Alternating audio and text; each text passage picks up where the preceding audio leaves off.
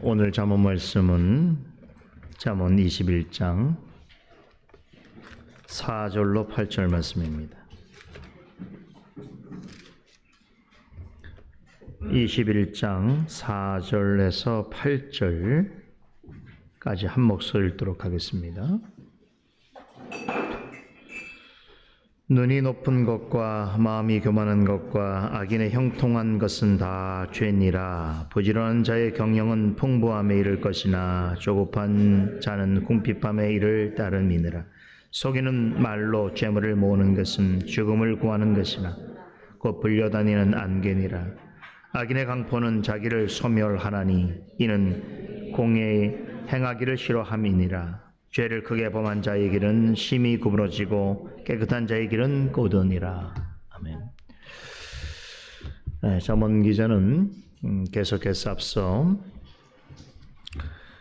전한 교훈과 같은 맥락의 교훈을 전하고 있습니다. 특히 오늘 본문의 교훈은 지난주에 살펴봤던 3절 말씀에 의와 공평을 행하는 것, 이 내용과 관련되어 있습니다. 여기서 의와 공평, 또 공의와 정의라는 말로 번역이 가능한 이 말은 대표적인 하나님의 속성이라고 말씀드렸죠.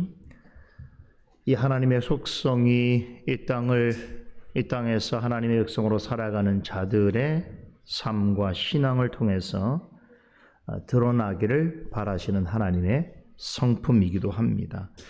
다시 한번 정리해서 말씀을 드리면 공의는 옳고 그름을 분별하는 것입니다. 옳고 그름의 표준이 되는 하나님의 말씀을 따라 사는 것, 그것이 바로 공의인 것이죠. 공평이라 함은 곧 정의라고 번역할 수 있는데 하나님의 뜻에 따라서 공정하고 공평하게 판단하고 행동하는 것을 의미합니다. 이렇게 하나님께서는 우리의 신앙생활뿐만 아니라 모든 삶의 영역에 하나님의 주권이 미치는 곳에서 의와 공평으로 다스리실 뿐만 아니라 우리로 하여금 의와 공평으로 하나님의 성품을 드러내기를 원하시고 기뻐하십니다. 이와 관련해서 오늘 살펴보게 되는 4절의 말씀은 방금 전에 말씀드린 하나님이 기뻐하신 의와 공평과는 전혀 반대되는 세 가지 악행에 대해서 언급하고 있습니다.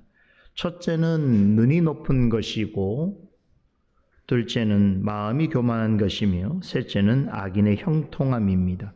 잠언 기자는 이 세 가지를 하나님 앞에서 죄라고 특정합니다. 여기서 눈이 높은 것과 마음이 교만한 것은 의미가 상통하지요. 바로 교만을 가리키는 것이지요. 기독교 역사를 돌아보게 되면 초대교회로부터 중세 시대의 교회까지 7가지 죄라고 하는 목록이 있었습니다.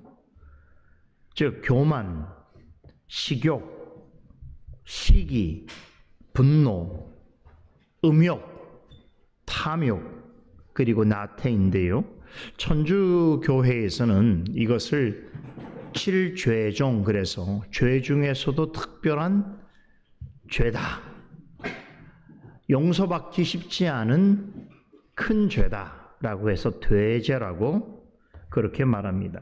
교회사적으로 죄에 대한 이런 이해가 언제부터 어떤 전통으로 시작되었는지는 명확하지 않습니다만 우리가 신뢰하고 존경하는 교회의 스승인 어거스틴이나 칼빈도 교만을 가장 궁극적이고 심각한 죄로 보았습니다.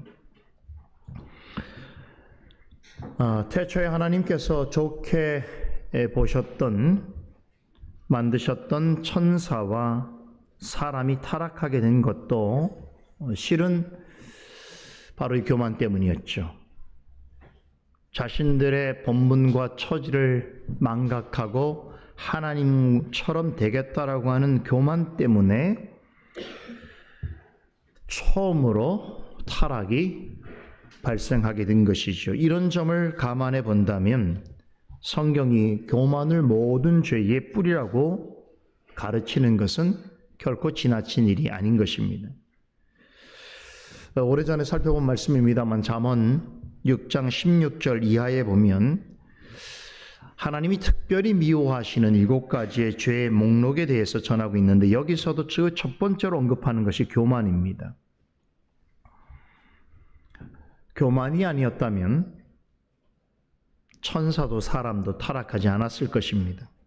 헬라어로 교만을 히페레노파스라고 하는데 이 말은 휘페르, 즉 위로라고 하는 뜻을 가지고 있는 전치사 휘페르와 보이다라고 하는 뜻의 파이네스다이라고 하는 말이 합성되어진 것이지요. 그러니까 헬라어적으로 보면 교만은 위로 머리를 치켜드는 것입니다. 남들보다 자신의 머리를 위로 드는 것, 즉 자신을 애써 높이는 것, 그것이 바로 교만입니다. 여러분, 이 교만을 생각해 보니까 우리가 지난번 창세기 강설 때에 그 사람을 의미하는 헬라어가 기억나죠? 뭐라고 그랬죠? 안드로포스. 안드로포스는 무슨 뜻이라고 했습니까?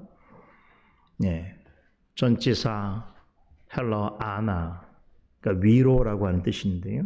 거기에 프로소폰이라고 하는 얼굴을 합성해서, 즉 얼굴을 하늘로 드는 존재, 즉 하나님을 향하여 사는 존재를 가리켜서 사람이라고 하는 것이죠.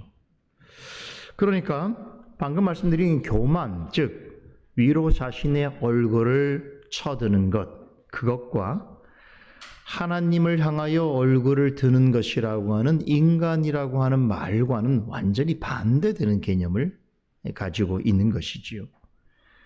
그러니까 본래 하나님께서 사람을 만드실 때는 하나님을 향하여 믿음의 눈으로 하나님을 바라보고 사는 존재로 만드셨는데, 교만이라고 하는 것은 결국 그 자신의 얼굴을 하나님보다 높이 드는, 그리하여 사람들 위에 자신이 드러나게 돋보이게 하려는 그러한 모습으로 변질된 것이지요. 얼굴을 들어서 하나님을 바라보고 살아야 할 존재가 하나님보다 자신을 높이려고 하고 다른 사람들 위에 자신을 올려놓으려고 할 때에 자동적으로 교만한 자가 되어지는 것입니다. 그런데 우리가 교만이라고 하면 항상 어떤 외면적으로 드러나는 모습을 생각하게 되는데, 오늘 잠언 본문에서 말하고 있는 마음이 교만한 것이라고 하는 것은 실제로는 겉으로 드러나지 않는 교만을 의미합니다. 그러니까 겉으로는 굉장히 신앙적이고 또 종교적인 것 같이 보이는데도 속으로는 엄청 교만한 사람이 있다는 것입니다. 그 대표적인 사람을 우리는 누가복음 18장에서 보게 되죠. 그 부자 간원 아시죠? 오늘 예수님에게 찾아와서 선생님이여 내가 무엇을 하여야 영생을 얻으리까라고 물었던 바로 그 사람입니다. 여러분, 이 관원은 그 당시에는 최고의 엘리트지요. 그런 사람이 심지어는 부와 권세를 가지고 있으면서도 종교적으로 예민해서 혹시 예수님이 자신에게 있어서 영원한 생명에 대하여서 어떠한 지혜를 가르쳐 줄 것이라고 생각하고 찾아와서 물었던 것이죠. 그때 예수님께서 일부 십계명을 언급하시면서 그것들을 지키라라고 말씀하시니까 이 부자 간원이 답하기를 제가 어릴 때부터 그 모든 것을 다 지켰나이다라고 답했습니다. 자, 이 모습, 예수님과 이 부자 간원의 대화하는 모습을 옆에서 지켜보던 제자들의 입장에서는 이런 생각을 하게 됐던 것이죠. 도대체 저 같은 사람이 아니면 누가 하나님 나라에 들어간단 말인가 라고 생각할 정도로 외적으로는 대단히 훌륭해 보이는 종교인, 신앙인이었던 것입니다. 그런데 중요한 것은 제자들도 그렇게 생각했지만 예수님의 평가가 달랐다는 것이에요. 이렇게 자신을 높이는 사람은 하나님 나라에 들어가는 것이 얼마나 힘든 일인지 예수님께서 낙타가 바늘기로 들어가는 것보다 어려울 것이라고 말씀하셨습니다. 이 말은 하나님께서 보시는 의와 사람이 보는 의가 이렇게 큰 차이가 난다는 것이죠. 사람이 자신의 어떤 행위와 의를 통해서 천국에 들어갈 수 있다고 생각하는 것은 종교심을 가장한 교만입니다. 어떤 형태이든 교만은 하나님의 의와 공평과 반대되는 죄악인 것이죠. 본문 4절에서 지적하는 세 번째 죄는 악인의 형통한 것입니다.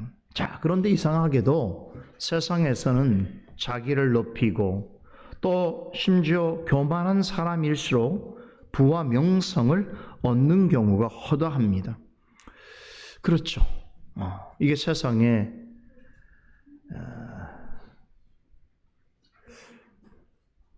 일이라고 볼 수 있습니다. 방금 전에 그 누가복음 18장에서 등장하는 부자 간원도 하나님 앞에서는 교만한 사람이었지만 사람들로부터는 칭찬과 명성을 얻었습니다. 그렇죠?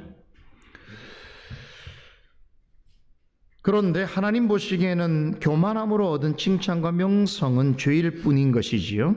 우리가 지난주에 살펴봤던 3절 말씀을 다시 떠올리게 되면 교만한 행동으로 사람들에게 주목을 받고 또 그런 모습으로 하나님을 제사하고 예배 드리느니 하나님께서는 우리가 비록 누군가로부터 칭찬과 명성을 얻지는 못할지라도 의와 공평으로 하나님께 순종하는 것을 더 기뻐하신다 말씀하십니다. 이어지는 5절은 의와 공평으로 행하는 것과 그렇지 않은 것, 그리고 그것의 결과를 이제 부지런한 사람과 조급한 사람에 대조하는 모습으로 설명하고 있는데, 하나님을 믿고 따르는 사람들은 하나님의 성품인 의와 공평으로 자신에게 주어진 일들을 바르게 행해야 하는데, 잠언 기자는 그런 성도를 가리켜서 계획을 세우고 부지런하게 일하는 사람이라고 묘사하고 있습니다. 그러면서 이런 사람은 반드시 풍부함에 이르게 될 것이라고 이야기하지요. 다시 말해서 하나님 앞에서 좋은 계획을 가지고 성실하게 일하는 사람은 자신이 생각하는 것보다 좋은 결과를 얻게 될 것이라는 말씀입니다. 반대로 의와 공평을 행하지 않으면서 그저 사람들에게 칭찬과 영광을 얻으려고 하는 사람을 가르쳐서는 조급한 자다라고 묘사하면서 이런 사람은 오히려 그 행위를 더할수록 도리어 궁핍함에 이르게 될 것이라고 합니다.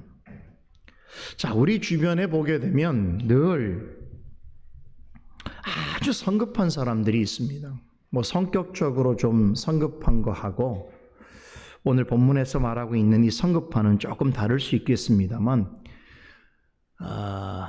무슨 일이 있었든지 성급하게 말하고 행동하면서 결과적으로는 늘 뒤늦게 후회하는 사람들이 있어요.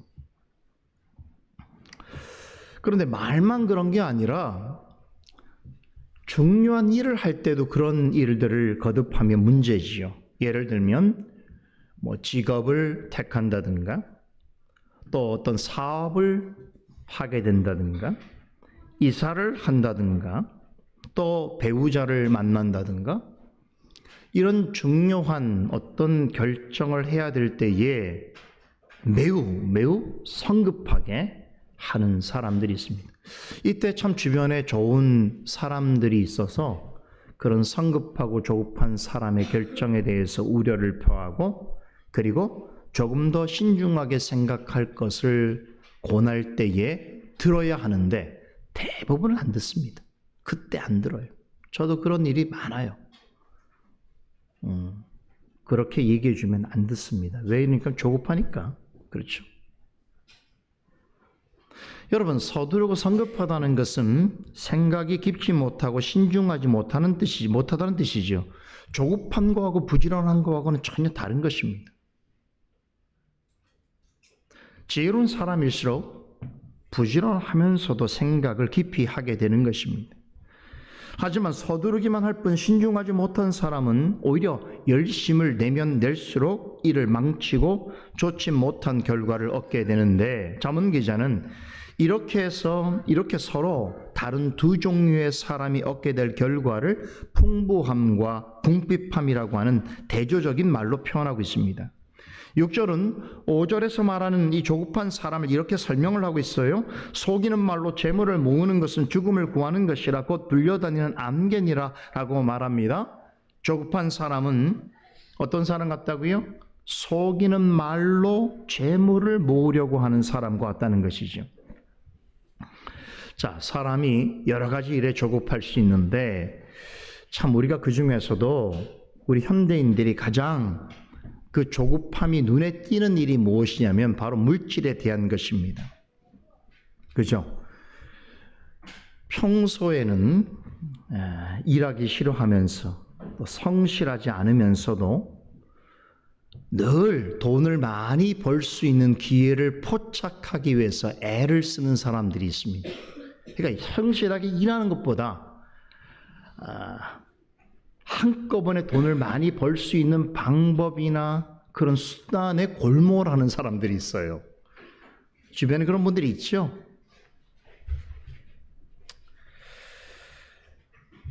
자, 이런 사람들의 특징은 뭐냐면 재물을 얻는 것을 꿈 같은 일로 생각하면서 늘 재물을 얻으려면 어떻게 해야 될 것인가?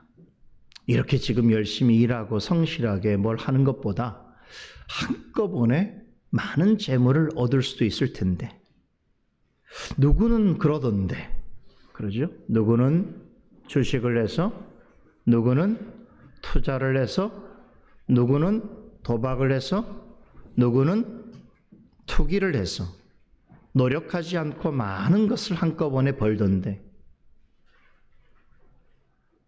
그러다 보면 어떻게 됩니까?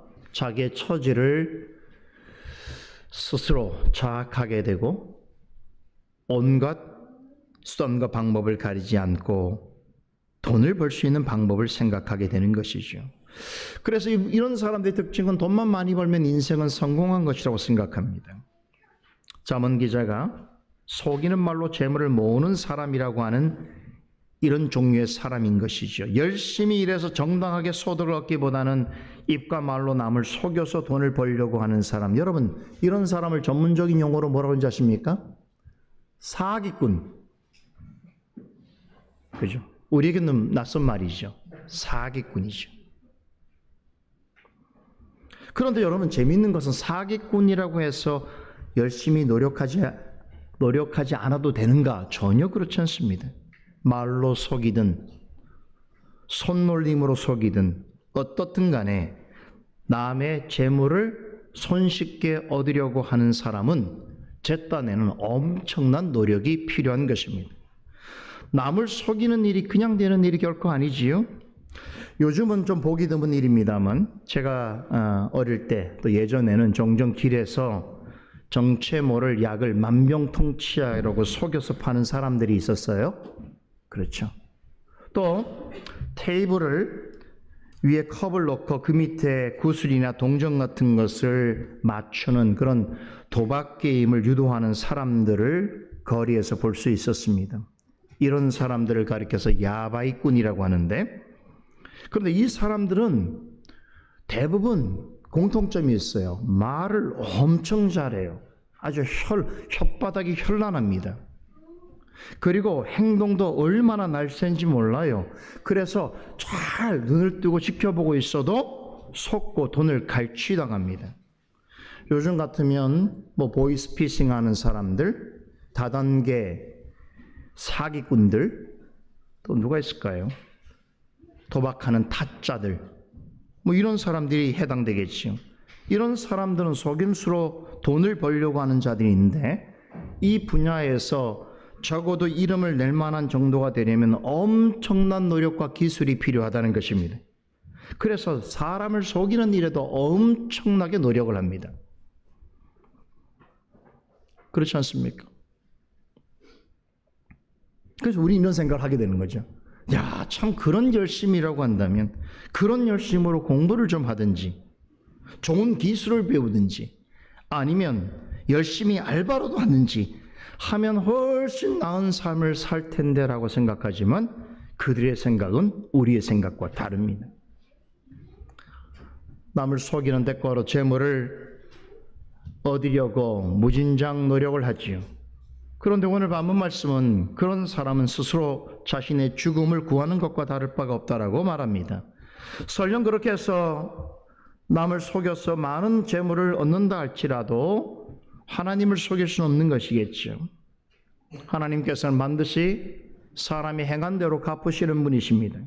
남을 속여서 재물을 모으겠다는 것은 어떻게든 수단과 방법을 가리지 않고 돈을 벌겠다라고 하는 일종의 조급함으로부터 비롯되는 것인데 하나님 보시기에는 이런 행동은 마치 자기가 갈 감옥이나 자신이 처형당할 단두대를 자기 손으로 만드는 것과 같은 것입니다.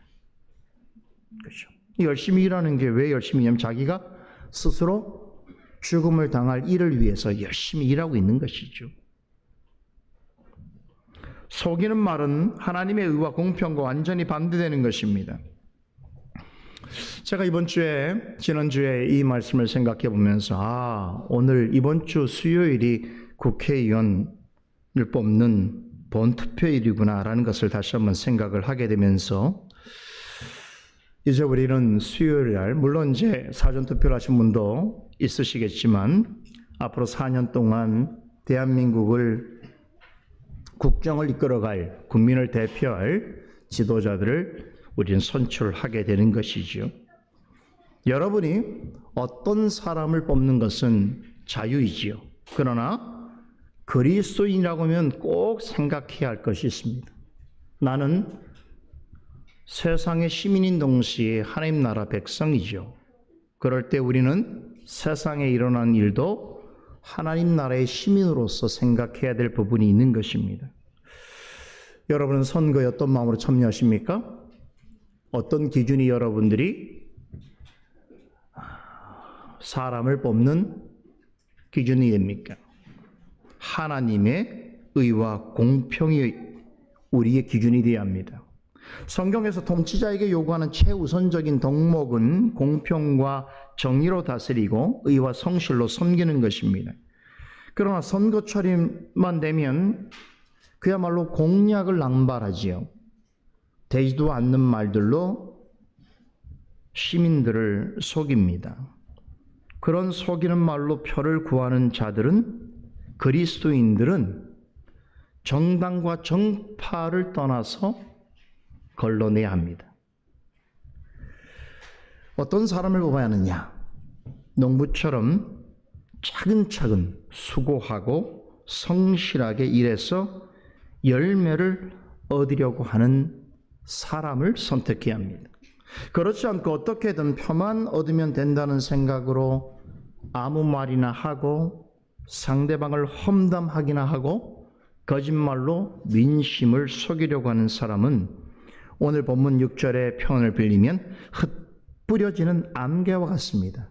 무슨 뜻입니까? 안개가 있는 것 같지만 잠시 후가 되면 사라져버리는 것이 헛되고 헛된 자들이죠. 정치인이라고 하는 권력만 얻게 되면 자신들이 한 말은 싹 잊어버리게 되는 것이죠. 이런 사람은 국민으로부터 심판을 받아야 합니다. 나중에는 하나님의 심판이 그들을 기다리고 있을 것입니다. 그런 사람은 속이는 말로 재물을 모으는 것이 스스로 자기를 죽이는 일인지를 알지 못하는 대단히 어리석고 교만한 자입니다. 그런 자들을 국민을 대표하는 지도자로 선출하는 것 또한 어리석고 교만한 일이 되는 것이지요. 그래서 우리 그리스도인들은 세상의 일에 참여하더라도 그 기준을 하나님의 말씀에 두어야 합니다.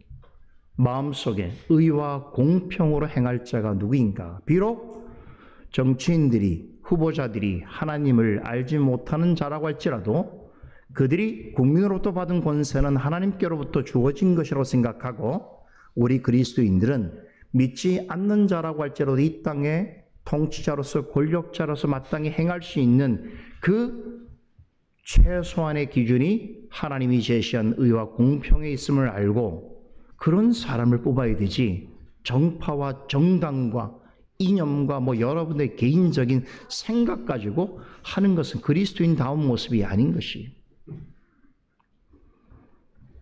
그래서 저는 그 생각을 하는 거예요. 이 일도 하나님의 말씀의 기준에 따라서 의와 공평으로 나라를 섬기고 국민들을 다스릴 자를 선출해야 되겠구나 생각하게 되는 것이죠.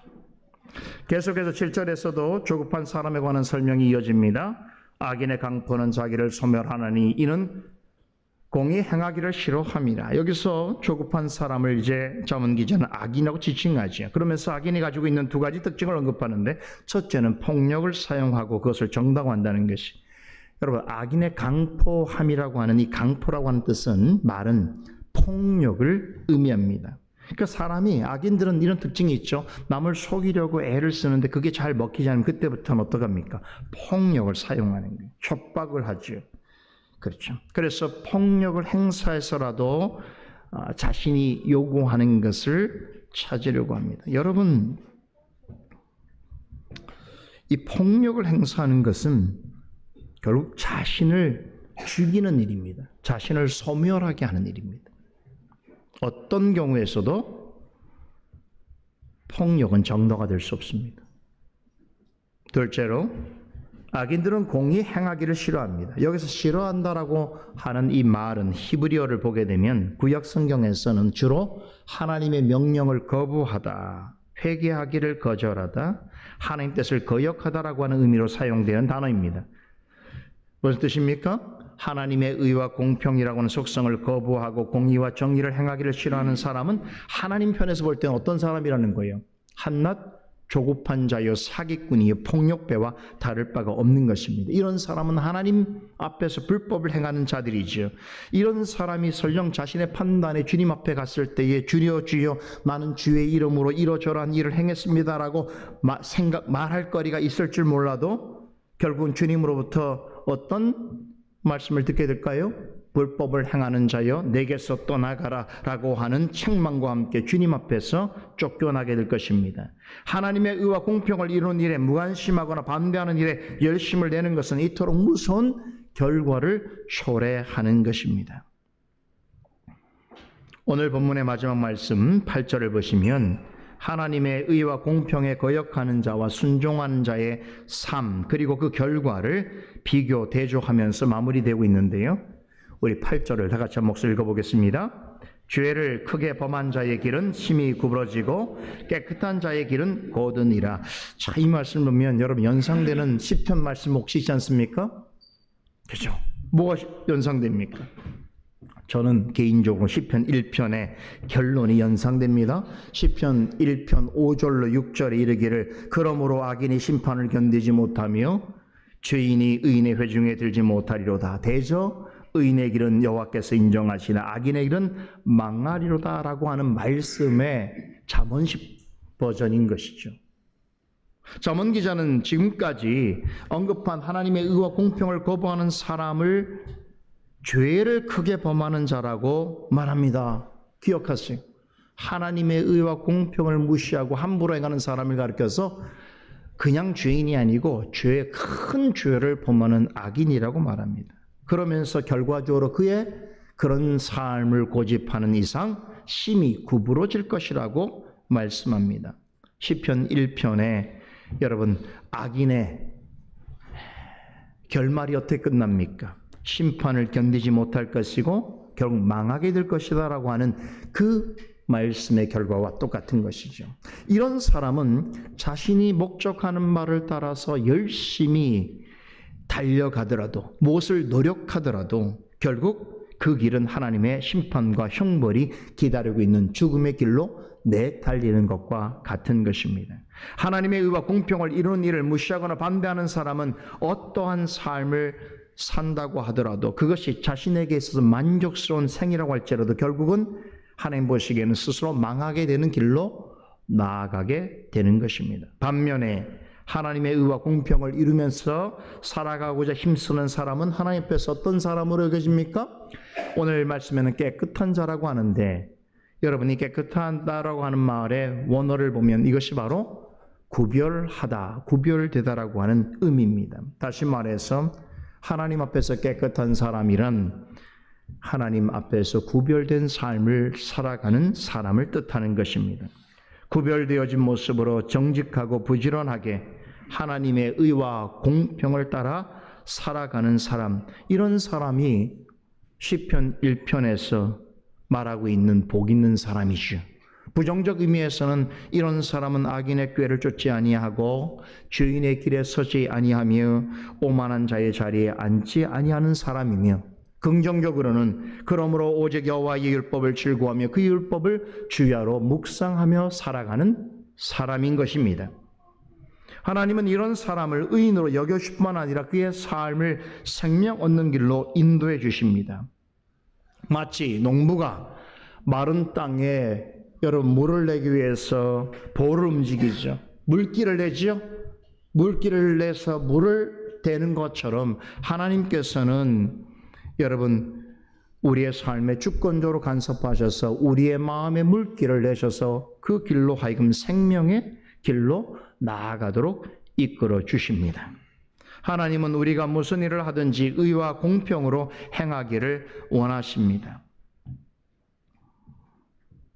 우리가 어떤 일을 하더라도 하나님을 마음에 없는 자처럼 행하지 아니하고 하나님의 의와 공평, 곧 공의와 정직이라고 하는 하나님의 성품을 기억하여서 성령께서 우리의 마음 가운데 비추시는 진리의 빛을 받아서 의와 공평의 길로 나아가길 원할 때에 언제나 우리를 가장 선하고 바르고 아름다운 길로 이끌어 주실 것이며 마침내 그 길에 영원한 생명을 누리게 해 주실 것입니다.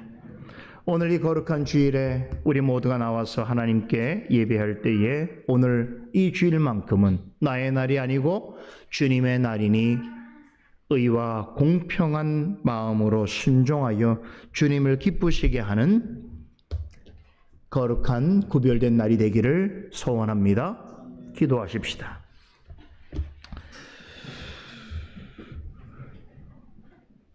의와 공평으로 우리를 다스리시는 하나님, 오늘도 말씀을 통해서 하나님께서 우리를 바라시는 하나님의 뜻이 무엇인지를 다시 한번 생각해 보게 됩니다. 하나님의 말씀 앞에 정직하지 못할 때는 그 어떤 말씀도 우리의 귀에 들리지 아니하고 마음의 감동을 주지 못하나, 그러나 우리가 하나님의 말씀 앞에 성령께서 비추시는 진리의 빛을 통하여 말씀을 듣고 깨달을 때는 참으로 우리로 하여금 하나님의 말씀 앞에 더욱 정직하고 신실하게 설 수 있도록 그 마음을 주장하실 뿐만 아니라 그런 길로 나아가도록 이끌어 주시는 줄 믿습니다. 오늘 이 거룩한 날 하나님의 말씀을 듣고 예배하며 성도들과 교제를 나누는 이를 통하여 우리가 하나님의 의와 공평의 길로 나아가는 하나님의 백성인 것을 확인하기를 원하오니 주여 우리의 모든 시간과 생각과 행위 가운데 함께하여 주시옵소서. 영광 받아 주시옵소서. 살아계신 예수 그리스도 이름으로 기도드리옵나이다. 아멘.